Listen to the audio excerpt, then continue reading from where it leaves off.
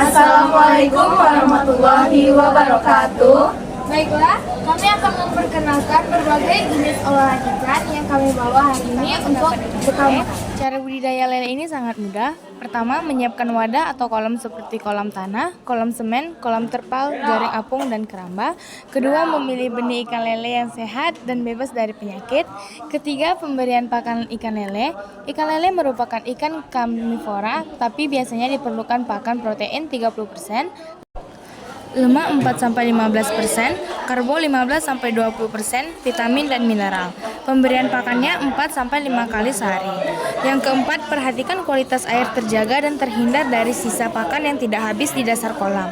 Suhu kolam 20-28 derajat Celcius. Yang kelima, biasanya terdapat hama seperti ular atau musang air, yaitu dengan memasang saringan pada jalan masuk atau keluar air serta pagar di sekeliling kolam. Yang keenam, biasanya dalam 2,5-3,5 bulan bisa didapatkan 8-12 ekor ikan lele dalam tiap kilogram. Selanjutnya, kandungan gizi yang terdapat dalam ikan lele. Dalam satu porsi ikan lele atau sekitar 100 gram, terdapat beberapa nutrisi seperti kalori 105, lemak 2,9 gram, protein 18 gram, natrium 50 mg, vitamin B12, selenium 26% dari kebutuhan harian, fosfor 24% dari kebutuhan harian, tiamin 15% dari kebutuhan harian, kalium 19% dari kebutuhan harian, kolesterol 24% dari kebutuhan seharian, asam lemak omega 3 237 mg, asam lemak omega 6 337 mg. Selain rendah kalori dan natrium, ikan lele dikemas dengan protein, lemak sehat, vitamin dan mineral. Dalam pemasaran ikan lele ini, yang pertama, bekerja sama dengan penjual ikan hingga jadi supplier di pasar. Dua, bekerja sama dengan produsen makanan berbahan dasar lele seperti pedagang pecel lele, restoran, dan supermarket. Yang ketiga, tawarkan ikan lele melalui media sosial dan platform online. Selanjutnya, pengolahan ikan lele. Ikan lele dapat diolah menjadi berbagai olahan makanan seperti pecel lele, lele bakar, nugget lele, lele rica-rica, dan banyak lagi olahan dari ikan lele. Nah, yang kedua adalah ikan gembolo atau yang bisa kita sebut dengan ikan kembung. Ikan kembung ini adalah merupakan ikan air laut. Nah, kandungan dari ikan kembung ini tinggi akan protein, asam lemak, omega 3, dan nutrisi lainnya.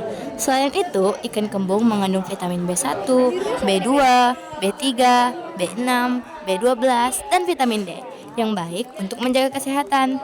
Jadi, dengan mengkonsumsi ikan kembung bisa membantu memenuhi kebutuhan mineral tubuh. Nah, olahan ikan kembung ini bisa dijual sebagai ikan pindang atau ikan asin karena pengolahan ini bertujuan agar ikan menjadi awet dan lebih tahan lama. Untuk pemasaran yang 100 gram atau setengah kilo seharga 20.000 sampai 30.000 yang bisa mendapatkan 5-7 ekor tergantung ukurannya. Selanjutnya, proses pembudidayaan ikan kembung. Yang pertama itu kita siapkan keramba yang ada di perairan dangkal laut. Yang kedua, budidaya benih yang bebas penyakit. Yang ketiga, pakannya diberi 2-3 kali dalam sehari. Keempat, perawatannya perlu dilihat dari ketinggian air, suhu air, dan serangan hama.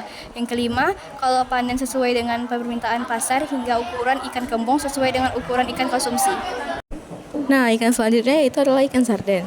Kandungan ikan sarden memiliki 109 kalori, 1,8 gram lemak, 19,9 gram protein, 266 mg natrium, 95 mg kalsium, 597 mg fosfor, 227 mg kalium, dan 195 mikrogram vitamin A. Ikan sarden adalah sumber makanan dengan kandungan asam lemak omega 3 yang baik.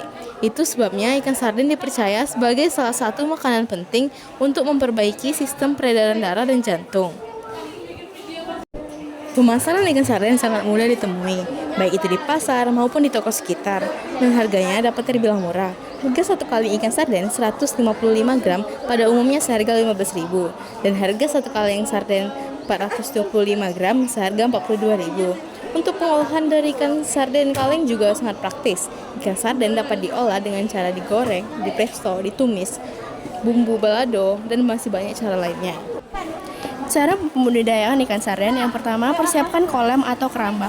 Pastikan kolam atau keramba yang digunakan memiliki sistem sirkulasi air yang baik dan memenuhi parameter kualitas air yang dibutuhkan oleh ikan sarden. Yang kedua, pemilihan induk ikan sarden. Pilih induk ikan sarden yang berkualitas baik dan sehat. Pastikan induk ikan sarden memiliki ukuran yang cukup matang secara reproduksi serta bebas dari penyakit dan parasit. Yang ketiga, proses pemijahan. Pemijahan ikan sarden dapat dilakukan dengan menggunakan metode alami atau metode biatan. Metode alami melibatkan pemasangan kain jala di kolam atau keramba sebagai sarana induk jantan dan betina melakukan pemijahan. Sedangkan metode buatan melibatkan pemisahan antara induk jantan dan betina dengan menggunakan wadah atau kolam yang berbeda. Kemudian, memicu pemijahan dengan memberikan perlakuan tertentu seperti perubahan suhu atau pemberian hormon. Yang keempat, pembibitan dan pembenihan. Setelah pemijahan berhasil dilakukan, telur ikan sarden akan menetas menjadi larva. Larva ikan sarden kemudian diberi plankton sebagai makanan awal. Selanjutnya, larva ikan sarden akan dibenihkan ke media yang sesuai seperti tangki pembenihan dengan filter air yang halus. Dalam proses ini perlu melakukan pemantauan yang baik terhadap kondisi air dan pemberian pakan yang cukup. Dan yang terakhir, ada pembesaran dan pemeliharaan. Setelah mencapai tahap benih, ikan sarden akan dipindahkan ke kolam atau keramba yang lebih besar untuk dilakukan pemeliharaan dan pembesaran. Pada usia ini, pemberian pakan harus diperhatikan secara baik dan kondisi air harus terjaga.